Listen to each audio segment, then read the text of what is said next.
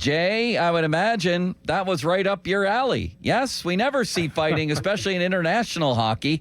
Feels like hardly at all anymore, and I just thought that really sort of lit the fuse to a great hockey game. Yeah, doesn't it seem like I have a feeling John Cooper, maybe at the time that was happening, wishes he had a little bit of a different lineup. I don't think they expected something like that. And I'm referencing somebody like, as we said, this is the best of the best, but it isn't, right? It's a team. They're building a team.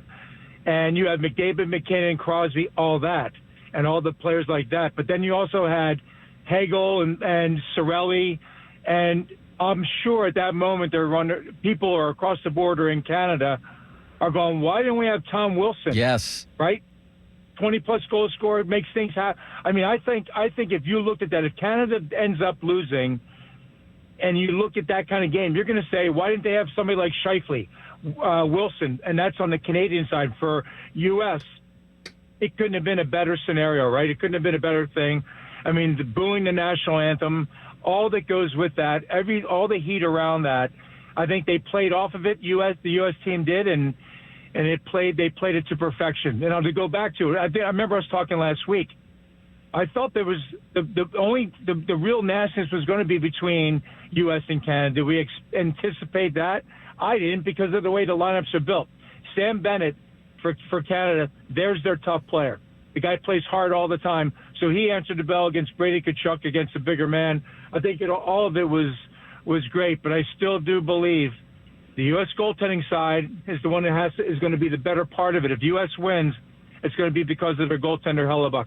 And he's going to have to be at the top of his game, because I cannot imagine a Canadian team not coming in there, just going at it as hard as they can. I can't imagine anything different. Hellebuck's going to have to be the best player on the ice for the U.S. to win. Well, that raises a question, everything you just said, Jay, and I think that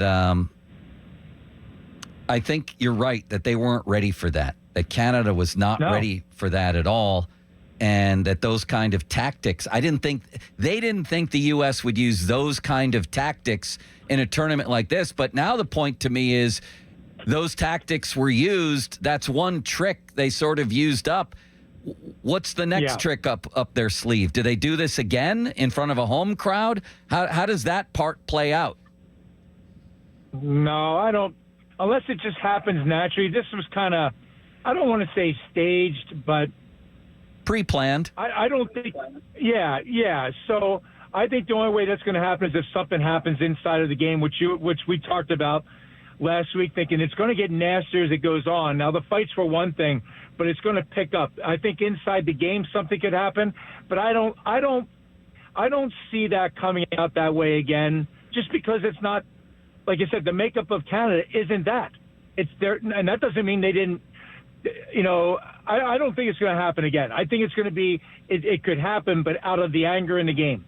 That's what I think. If they drop the gloves again in the first second, then I think everybody's going to love that too. But I don't think that's going to take place. I think it's going to be a hard battle, and guys are going to get after it. And I think if there's hits or somebody gets after Crosby, McDavid, I think that's what will change it.